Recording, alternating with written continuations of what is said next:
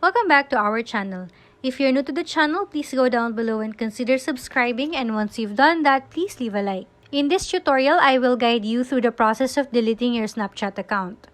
Whether you want to take a break from social media or no longer wish to use Snapchat, deleting your account is a simple procedure. Let's get started. First, open your Snapchat app by tapping it. In the Snapchat homepage, look for your Bitmoji or your profile. It is located at the top left corner of your screen. Tap it. Now look at the top right corner of your screen and tap Settings. In the Settings section, scroll down until you find Delete Account. Once you found it, tap it. After doing so, you will be redirected to this page. Now you need to provide your username or email or your phone number used in this account. If you are done, tap Next. Now you will provide your password. After that, hit Next. You will be redirected in this page.